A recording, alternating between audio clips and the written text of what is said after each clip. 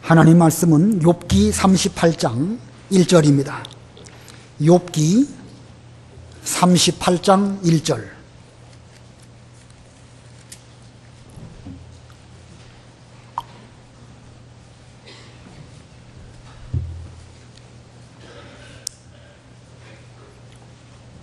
욥기 38장 1절 말씀.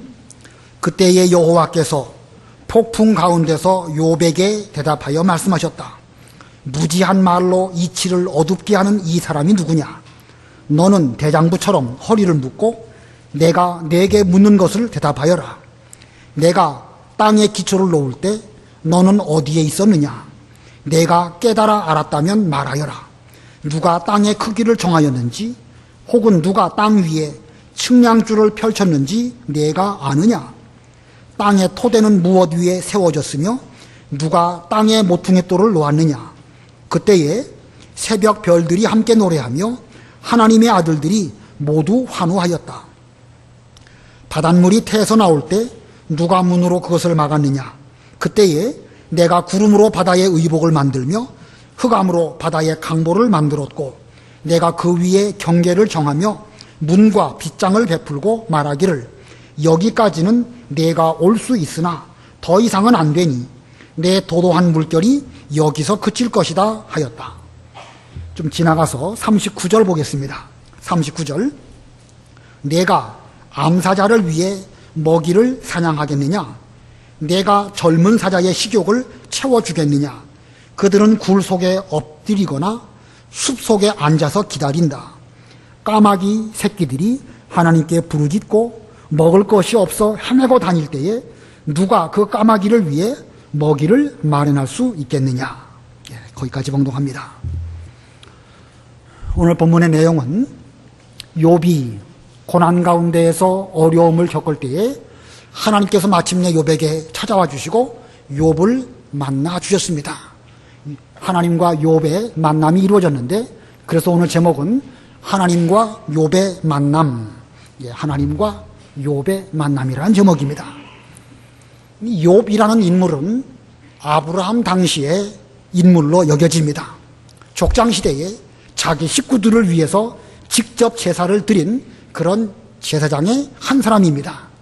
그런 순전하고 정직하고 하나님을 경외하고 악에서 떠난 그런 사람이었습니다.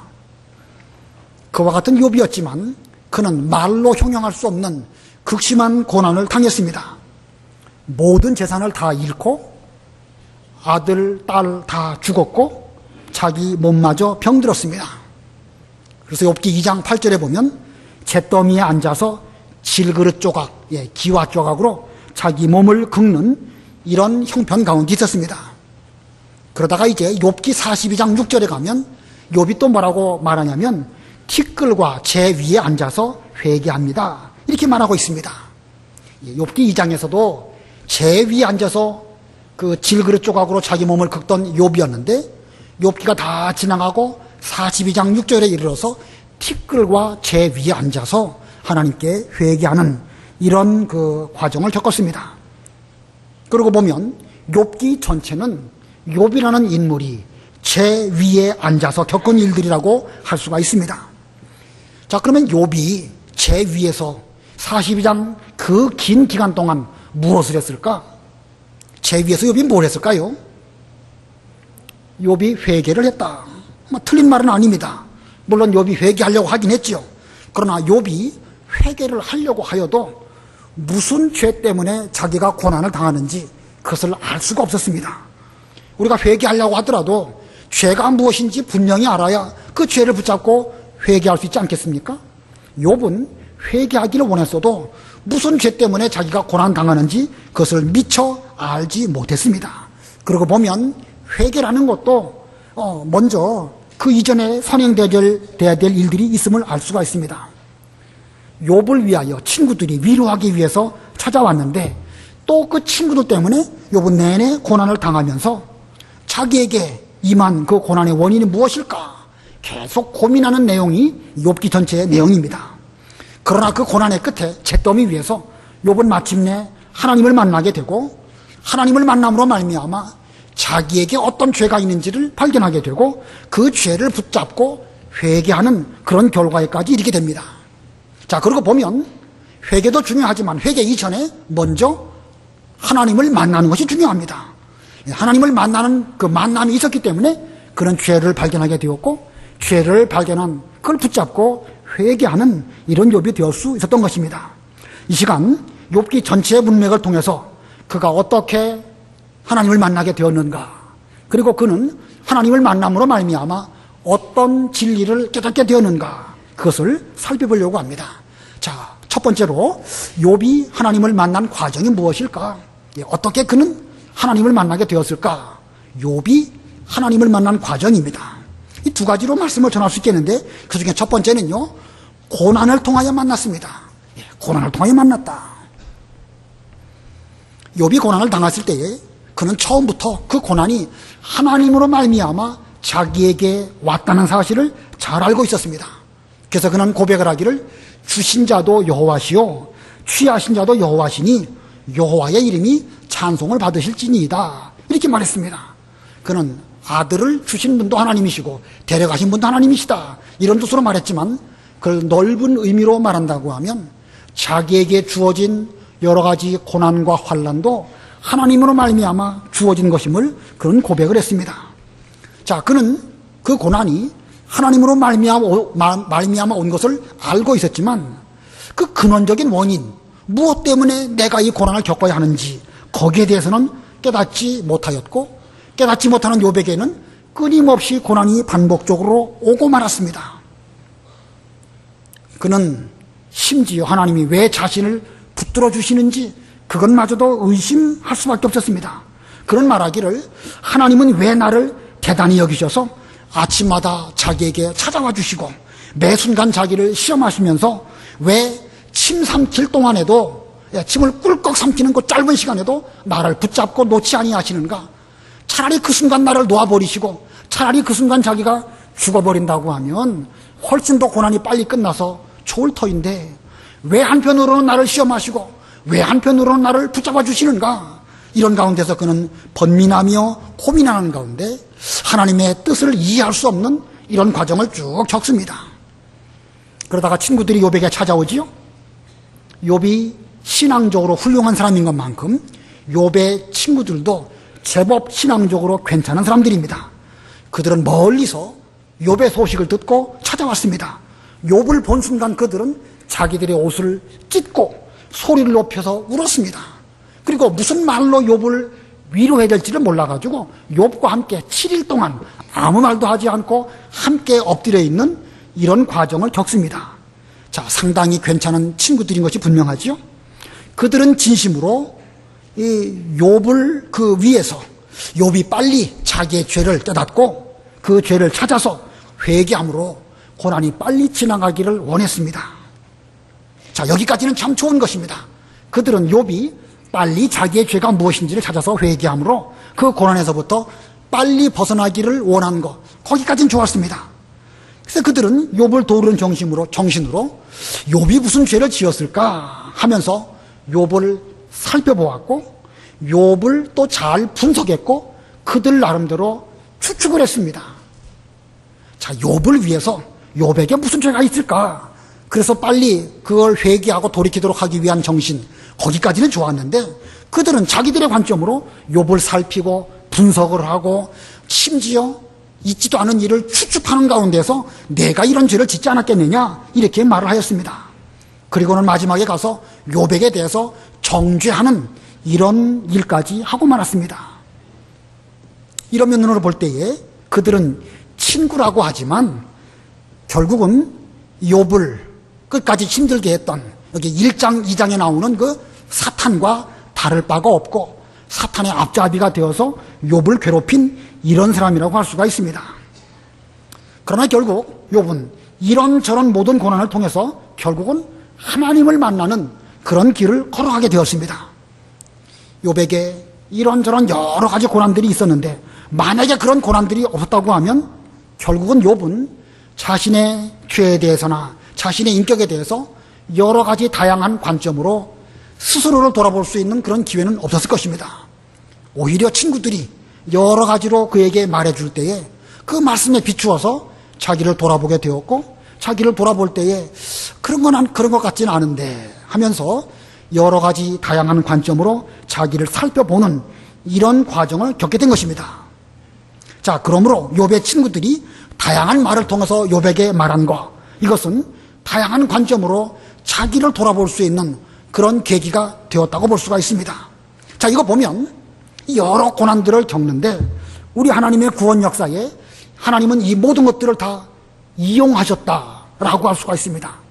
사탄도 이용하시고 아들, 딸의 죽음도 이용하셨고 결국은 친구들도 이용하셨고 모든 것들을 다 이용해서 결국은 마침내 하나님을 만나는 그런 길로 인도하신 것입니다.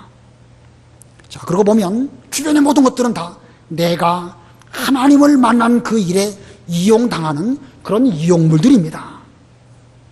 자, 이 하나님을 만난 욥의 입장에서 나중에 그 고난 당하는 그 시점에서는 왜 친구들이 나를 괴롭히는지, 왜 자녀들이 죽었는지, 왜 내 몸은 병에 들었는지 욥은 모릅니다.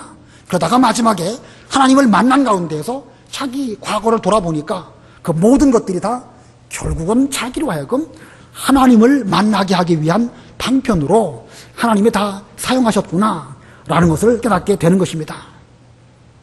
오늘날 우리들도 우리 주변을 볼 때에 여러 가지 고난, 힘들게 하는 일들 수도 없이 많이 있습니다. 그러나 그 모든 것들이 결국은 우리로 하여금 기도하고 자신을 돌아보고 또 마침내 우리에게 찾아오시는 하나님을 만나도록 하기 위한 하나의 도구요 방편이라는 것을 깨닫게 됩니다. 아무쪼록 그런 면으로 이 모든 것들을 바라본다고 하면 우리는 모든 것들을 긍정적으로 볼 수 있겠죠. 심지어 사탄까지도, 우리를 괴롭히는 원수까지도 결국은 나를 만들기 위해서 하나님께서 붙여주신 그런 신앙적인 도구일 뿐이다, 이렇게 볼 수 있을 것입니다. 우리가 거기까지 나가면 참 좋겠는데 아직까지 거기에 미치지 못했기 때문에 우리는 주변을 돌아볼 때 못마땅하고 원망과 불평이 많은 이런 가운데 살아가고 있지 않은가 생각이 듭니다. 아무쪼록 우리 모두들은 좀, 물론 아직은 아니지만 그런 단계로 우리가 미리 갖다 놓고 우리를 보면서 지금부터 우리 주변을 볼 때에 이 모든 것들은 다 하나님께서 나 자신을 만드시기 위한 하나님의 방법이다, 이렇게 생각을 하고 긍정적으로 모든 것들을 볼 수 있는 그런 여러분들이 다 되어야 되겠습니다. 그 다음에 두 번째로 하나님은 어떻게 욥을 만나셨는가. 두 번째는요, 하나님 앞에서 자기를 돌아보게 하심으로 욥을 만나셨습니다. 하나님 앞에서 욥은 자신을 돌아보았습니다. 그리고 하나님을 궁극적으로 만나게 되었습니다. 고난이 진행되는 동안 하나님께서는 욥에게 대해서 일절 아무 말씀도 하지 않으시고 침묵하셨습니다. 욥은 분명 하나님께서 자기 곁에 계시다는 사실을 영적으로 알고 있었습니다. 그래서 욥은 말하기를 내가 앞으로 가도 거기 하나님 계시지 아니하시고 뒤로 가도 보이지 않는구나. 그분께서 분명 내 왼쪽에서 일하시지만 나는 만날 수 없고 그분께서 오른쪽으로 돌이키시지만 내 눈에는 하나님이 보이지 않는구나, 이렇게 고백을 했습니다. 그는 분명 영으로 하나님께서 자기와 함께 하시고 지금 자기를 곁에 서서 지켜보고 있는 사실을 영으로 알고 있었습니다. 그러나 육신적으로 볼 때 혹은 현상적으로 볼 때는 도무지 하나님이 어디 계신지 보이지 아니하는 이런 가운데 있었습니다. 왜냐하면 그때는 욥이 시험 치는 그런 기간이었기 때문에 하나님께서는 침묵하시고 그에게 아무 말씀도 하지 않으셨던 것입니다. 그러나 하나님께서 끝까지 침묵하시는 그런 하나님은 아니십니다. 우리가 찾고 또 찾고 간절히 주님을 찾으면 마침내 우리에게 만나주시는 그런 하나님이십니다. 오늘 드디어 38장에서 하나님께서 욥에게 찾아와 주시고 만나주셨습니다. 1절로 3절 읽어보세요. 1절. 그때에 여호와께서 폭풍 가운데서 욥에게 대답하여 말씀하셨다. 무지한 말로 이치를 어둡게 하는 이 사람이 누구냐? 너는 대장부처럼 허리를 묶고 내가 내게 묻는 것을 대답하여라. 예, 욥과 욥의 친구들 사이에 끊임없는 대화를 통한 공방전이 계속될 때에 마침내 하나님께서 폭풍 가운데 욥에게 찾아오시고 말씀하십니다. 무지한 이치로, 무지한 말로 이치를 어둡게 하는 이 사람이 누구냐? 지금 욥을 두고 하신 말씀이죠. 너는 대장부처럼 허리를 묶고 내가 내게 묻는 것을 좀 대답을 하여라. 자, 어렵게 욥에게 찾아오신 하나님께서 욥이 당하는 고난에 대해서는 말씀하시지 않습니다. 욥을 괴롭게 하는 친구들에 대해서도 하나님께서는 말씀하시지 않습니다. 욥을 괴롭게 하는 그 원수나 사탄이나 그 모든 것들에 대해서 말씀하지 아니하시고 오직 하나님의 질문은 욥 자신에 대해서 질문하시면서 내가 자신이 있다고 하면 허리를 동이고 내가 너에게 묻는 말에 대해서 대답을 해보라라 이렇게 말씀하십니다.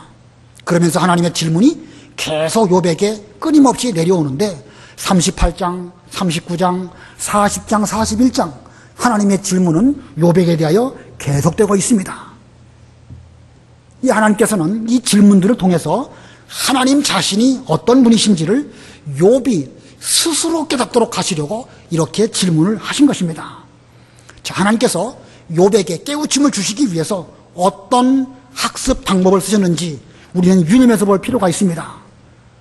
내가 고난 당하는 것은 이런 이유 때문이다. 답을 말씀해 주시면서 주입식으로 일깨워 주신 것이 아니고 욥이 하나님의 질문에 대해서 스스로 생각하고 스스로 깨닫도록 하시는 방법, 이것이 하나님의 방법입니다. 오늘날 우리들이 여러 과정 속에서 여러 가지 고난을 겪고 있습니다. 우리가 처한 현재 환경이 욥과 그의 친구들이 서로 공격하고 방어하는 이런 것들과 같지 아니할까 생각이 듭니다. 우리 명륜교회 성도들이 함께 여기 앉아 계신데 우리 모두는 오랜 시간 동안 함께 신앙생활했던 친구들입니다. 근데 우리들에게 나타난 어떤 현상들은 이 사람은 이렇게 볼 수도 있고 저 사람은 저렇게 볼 수가 있습니다. 이거 우리 이쪽에서 설명해 주어도 반대쪽에 있는 사람은 잘 이해를 못하고 또 반대쪽에서 말하는 사람의 관점은 또 거꾸로 있는 사람들은 또 알아들을 수 없고 그렇습니다. 이 욥에게 일어난 모든 일들이 바로 오늘날 우리들에게도 일어난 현실이 아닐까 생각이 듭니다. 이러한 때에 우리는 어떻게 이 문제를 해결할 수 있을까? 수없이 많은 말로 상대방을 설득하기 위해서 말한다 해도 피차 관점이 다르면 대화도 되지 아니하고 이해도 되지 아니하고 끊임없는 공격과 방어만이 인간 세계 속에는 있을 수밖에 없지 않을까 그런 생각이 듭니다. 자, 이런 속에서 우리가 취할 수 있는 가장 좋은 방법이 무엇일까? 여러 말로 말하는 것보다 하나님께서 욥에게 대해서 침묵하신 것처럼 우리도 때로는 침묵하는 것이 가장 좋은 하나님의 방법이 아닐까 생각이 듭니다.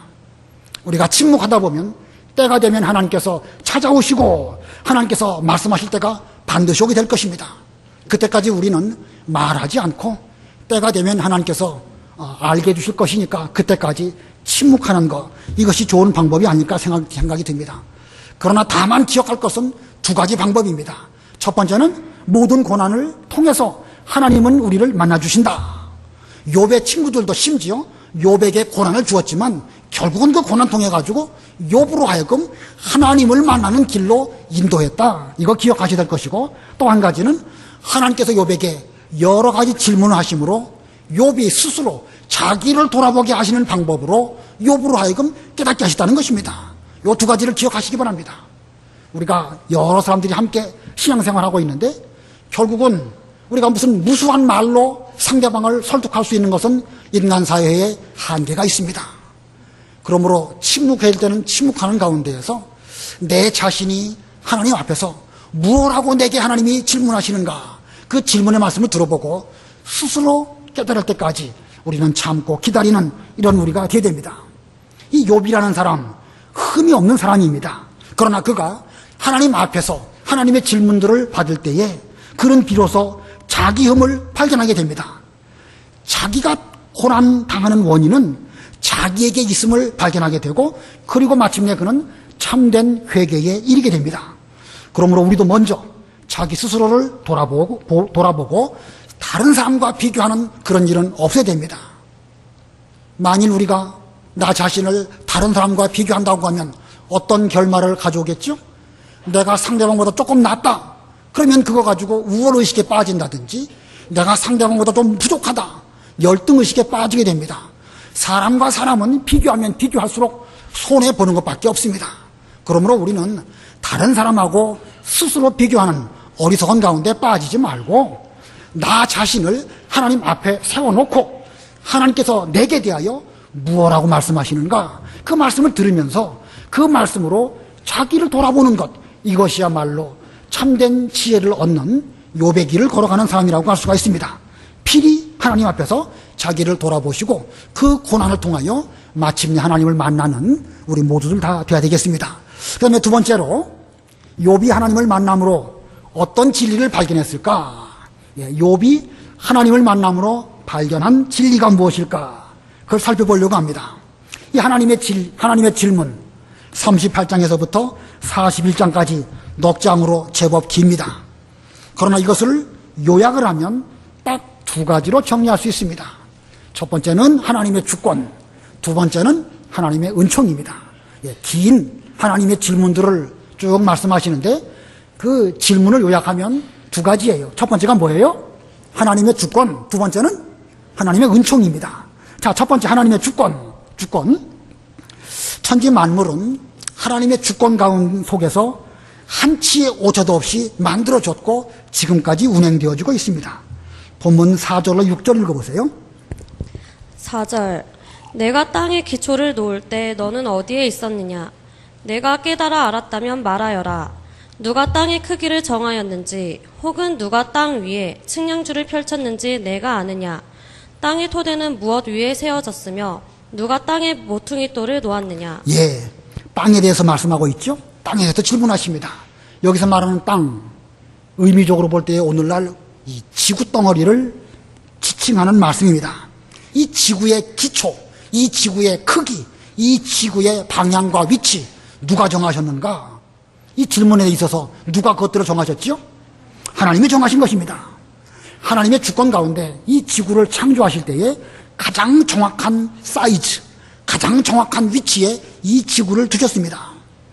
이 우주 과학적인 면으로 볼 때에 이 지구가 이 사람들이 살기에 얼마나 적합한 정확한 위치에 있는가, 이걸 발견하면 발견할수록 과학자들도 너무너무 신기하다는 겁니다. 태양이 있고 지구가 있고 그리고 달이 있죠.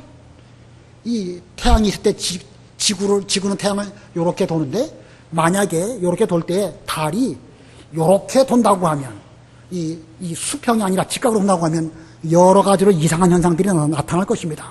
그런데 태양과 지구와 달 거의 같은 그 평면 위에 놓여 있습니다.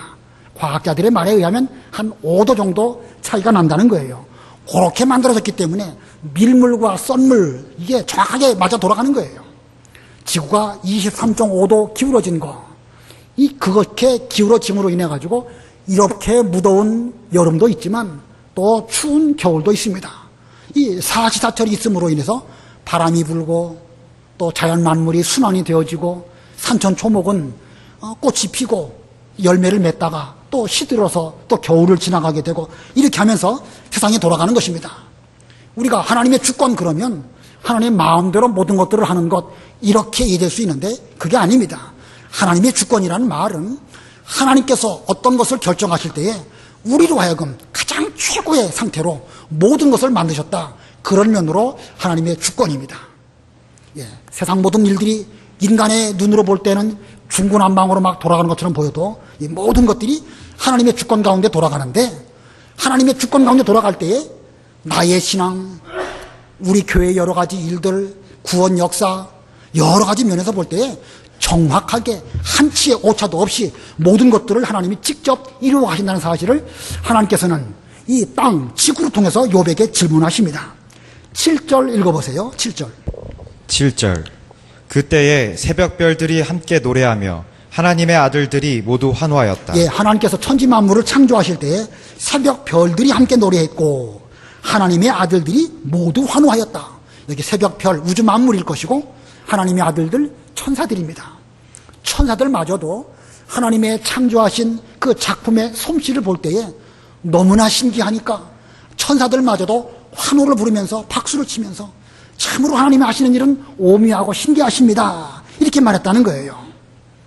자, 그 뒤에 또 이 이 지구는 육지와 바다로 되어져 있죠.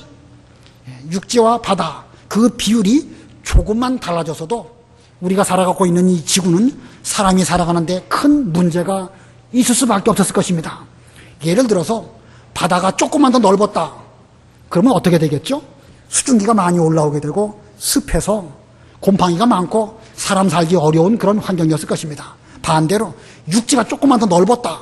그러면 너무나 건조해가지고 비가 안 오고 농사 지을 수 없는 이런 상태가 될 것입니다.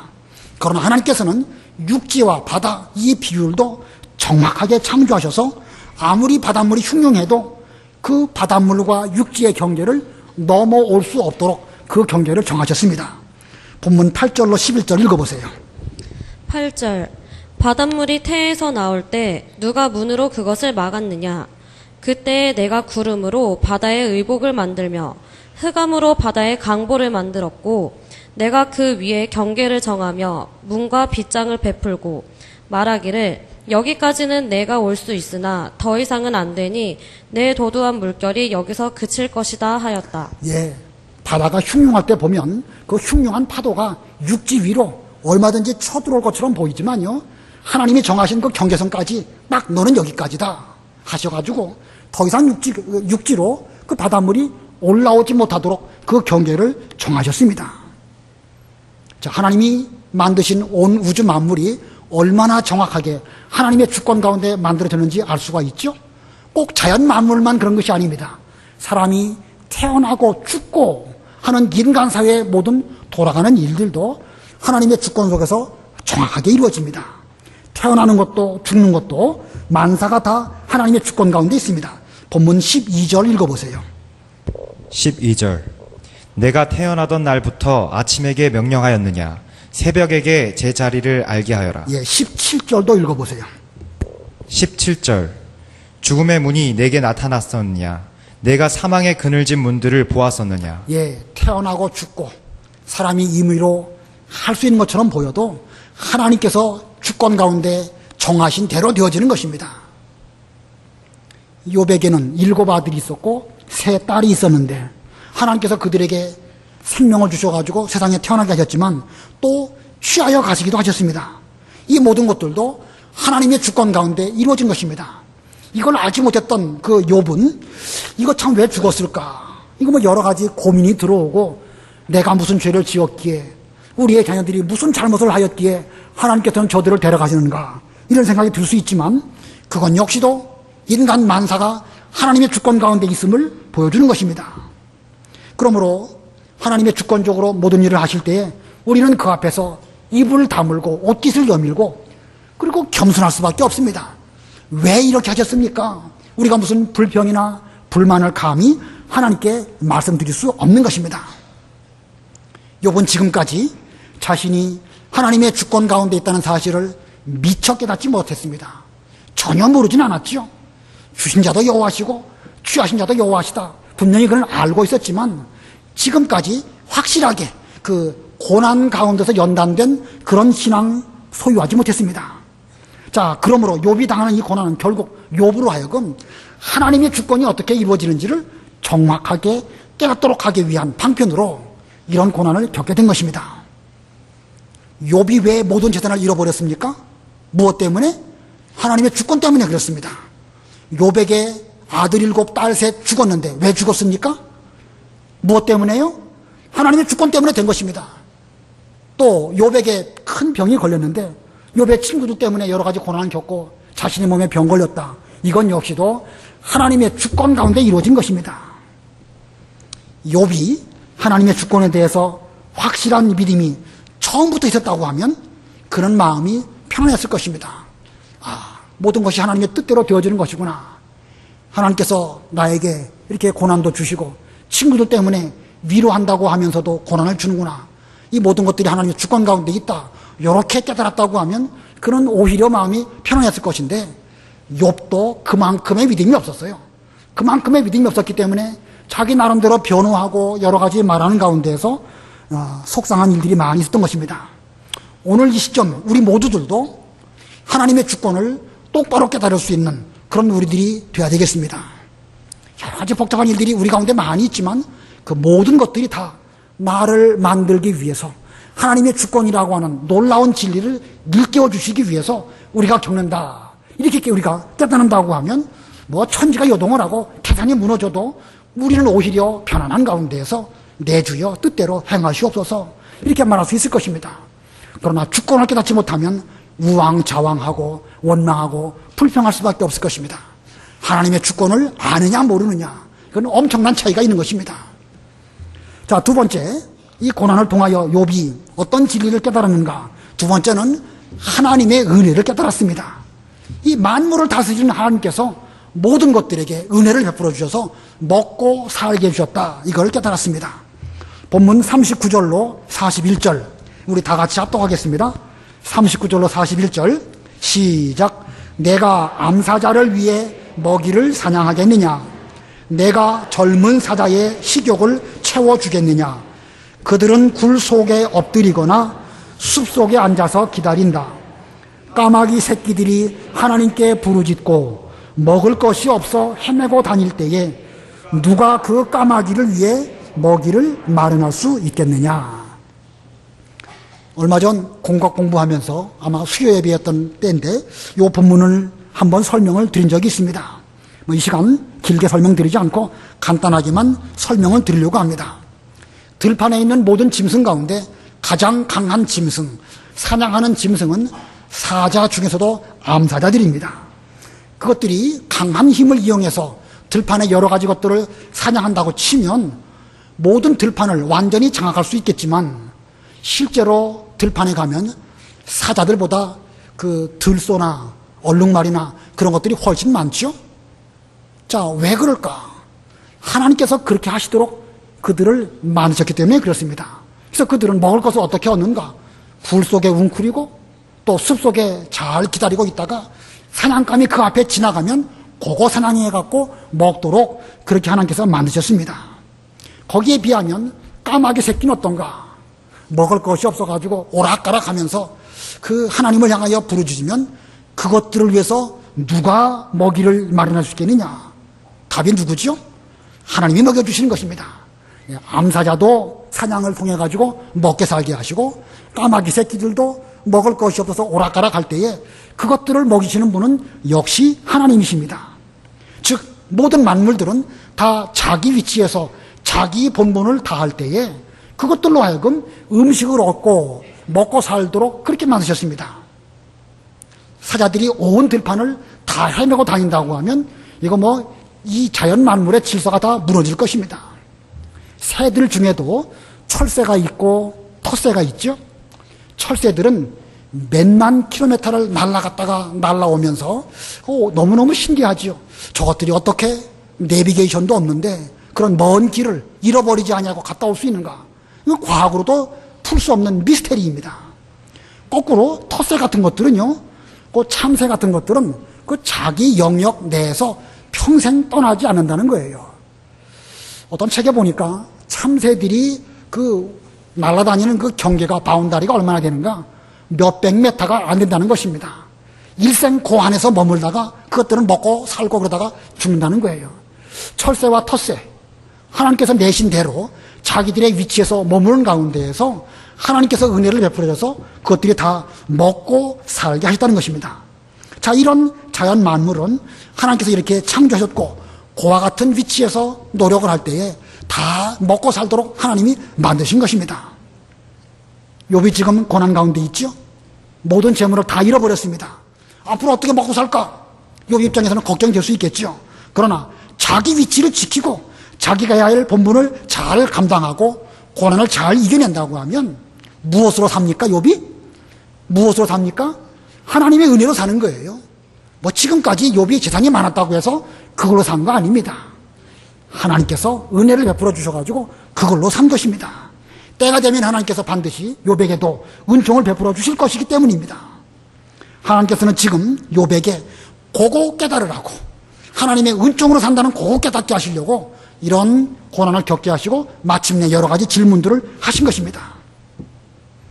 오늘날 우리도 이러니 저러니 해도 하나님의 은총으로 오늘날까지 살아왔습니다. 또 앞으로도 우리가 무엇으로 살 것이냐? 돈으로 사는 것도 아니고 육신의 건강으로 사는 것도 아니고 유산 많이 상속받아가지고 그걸로 사는 거 아닙니다. 무엇으로 삽니까? 하나님의 은총으로 사는 것입니다. 그러므로 우리는 눈 앞에 닥친 고난 그것만 보시지 말고 이 모든 일들을 주관하시는 하나님의 주권과 하나님의 은총 이걸 바라보면서 살아가는 이런 우리가 되어야 되겠습니다. 자, 오늘 제목이 뭐였죠?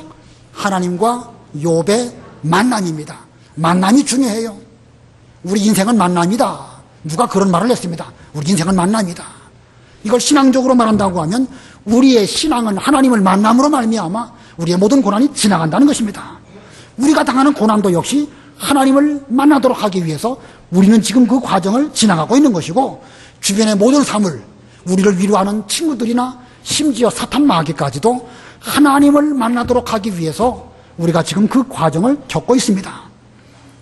우리가 하나님을 비로소 만나면 고난도 끝이 나고 또 하나님을 만날 때에 지금까지 깨닫지 못했던 큰 진리를 깨닫게 되게 되는 것입니다. 여러분은 지금 어떤 과정을 살아가고 있는데 하나님을 만나셨나요? 이미 우리는 하나님을 만났습니다. 그러나 한 번의 만남으로 우리가 모든 진리를 다 아는 건 아니에요. 만난 이후에 또 만나야 되겠는데 그 만남을 위해서 지금 여러분들은 다양한 관점으로 고난을 지금 겪으면서 하루하루 살아가고 있습니다. 욥은 이 욥기에서 말하기를 자기가 죽은 후에 이 거죽, 이 부활한 이 부활체를 가지고 하나님을 만날 것을 바라보면서 마음이 초급하다 이런 말을 했습니다. 초급하다는 말은 좀 급하다, 좀 빨리 만나면 좋겠다 그렇게 말했는데 우리 모두들도 하나님을 만나도록 하기 위해서 좀 마음을 좀 초급하게 준비를 잘하는 이런 우리가 되어야 되겠습니다. 하나님께서 찾아오실 때 우리는 하나님을 만나고 그 만남으로 말미암아 모든 고난이 다 지나가고 큰 진리를 깨닫기 위해서 잘 준비해서 그 만남으로 우리는 모든 고난을 잘 이기고 큰 은혜를 받는 그런 여러분들이 다 되시기를 바랍니다. 잠깐 동안 말씀을 생각하시고 기도하시기 바랍니다.